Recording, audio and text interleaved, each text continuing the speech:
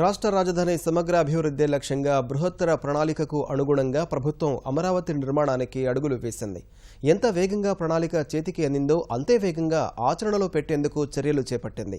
నిర్ణీత వ్యవధిలోనే ప్రధాన ప్రాంతాల అభివృద్ధి కోసం రంగం సిద్ధం చేసింది. ప్రపంచ స్థాయి రాజధాని నిర్మాణానికి బృహత్తర యజ్ఞం తలపెట్టింది. అసలు మన రాజధాని ప్రణాళికలో ఏముంది, అది ఎన్ని దశల్లో జరగనుంది, అదరహో అనిపించనున్న అమరావతి ప్రపంచంలోనే విలక్షణంగా విశిష్టంగా నిలవడం కోసం ఎలాంటి ఏర్పాట్లు చేశారు?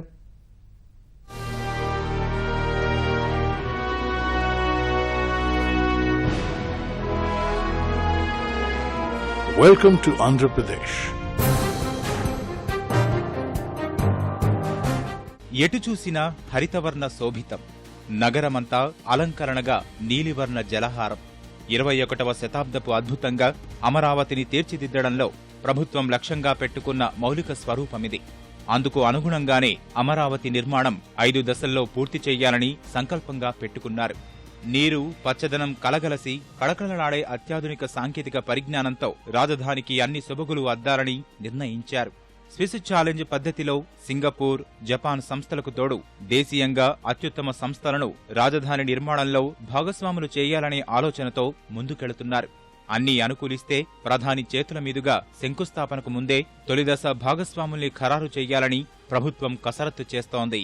మనకి ఏదైనా చెప్పండి, మనం మైట్ బి అన్హ్యాపీ అబౌట్ కొన్ని అయిన పరిస్థితులు, ఇవన్నీ ఈ పరిస్థితికి తీసుకొచ్చిన ఏమంటారు ఇన్సిడెంట్స్ అన్హ్యాపీ అయ్యండి. కానీ నన్ను అడిగితే మనకి దేవుడు అంటారా ఎవరన్నా అంటారా gave a golden opportunity to show the world something completely new. నేను అనుకుంటాం ఏషియాలో ఎలాంటి సిటీ అన్నది 15 years తర్వాత వచ్చి అడగండి నన్ను. ఐ కెన్ టెల్ యూ ఏషియాలో ఎలాంటి సిటీ అన్నది ఉండదు, ఇండియాలో ఖచ్చితంగా ఉండదు. భవిష్యత్ అవసరాలు, అవకాశాలు అన్ని దృష్టిలో పెట్టుకున్న ప్రభుత్వం అమరావతికి సమీకరించిన భూముల వినియోగంలోనూ ప్రణాళికాబద్ధంగా వ్యవహరించాలని నిర్ణయించింది. ఒకటే అవసరానికి పెద్ద మొత్తంలో భూకేటాయింపులు జరపడం కాక తక్కువ ప్రదేశంలో బహుళ అంతస్తుల నిర్మాణాలు చేయడం ద్వారా భూముల విషయంలో పొదుపు పాటించాలనే ఆలోచనలో ఉన్నారు. రాజధాని హరిత శోభకు ఎలాంటి విఘాతం కలగకుండా పర్యావరణ హితమైన నిర్మాణాలే చేపట్టాలని నిర్ణయించారు.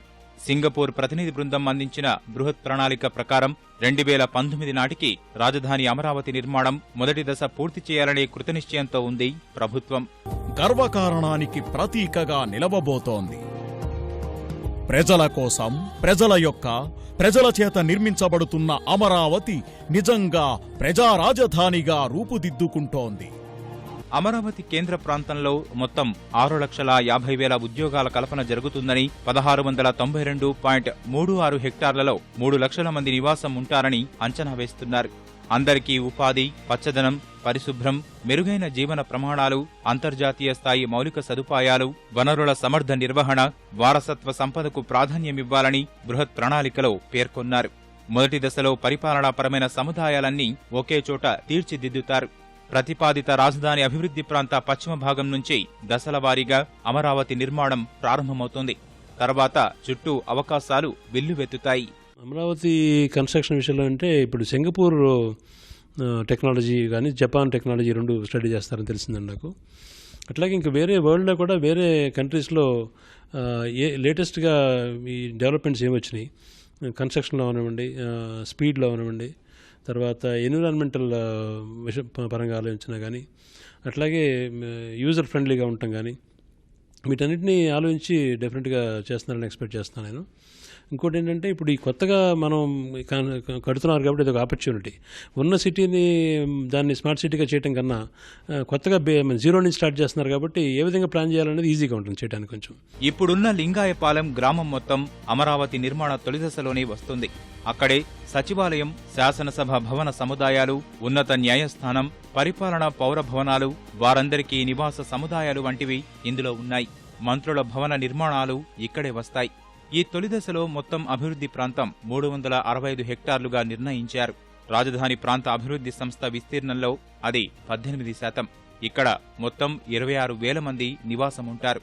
రాజధాని అవసరాల మేరకు సుమారు 25 లక్షల చదరపు మీటర్ల వైశాల్యంలో నిర్మాణాలు జరుగుతాయి. ఈ దశలో మొత్తం 95,000 ఉద్యోగాలు లభిస్తాయని అంచనా.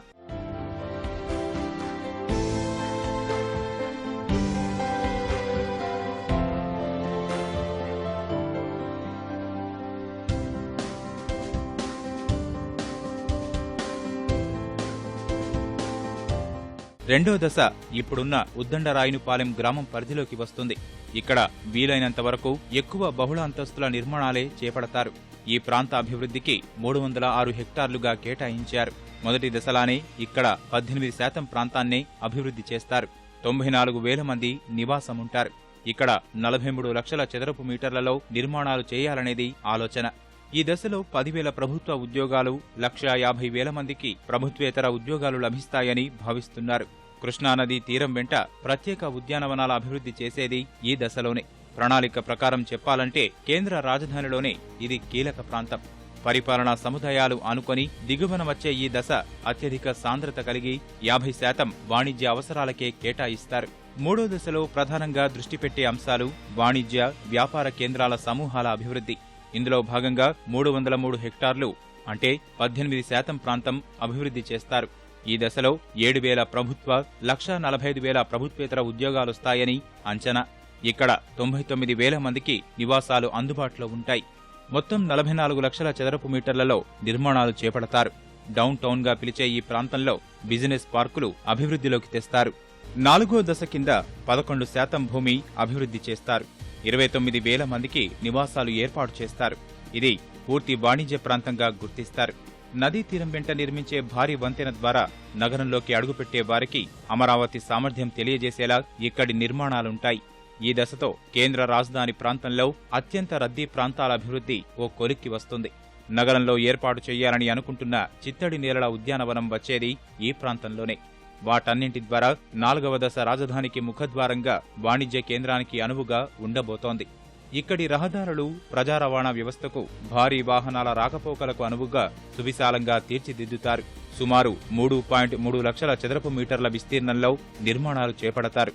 1,77,000 ఉద్యోగాలు, 99,000 మందికి నివాస వసతి కల్పిస్తారు. కొంచెం వేడిగా ఉంటుంది, చెమటలు పడతాయి అంటారు, కానీ Amaravati is not the first city world అలాగ ఉండేది.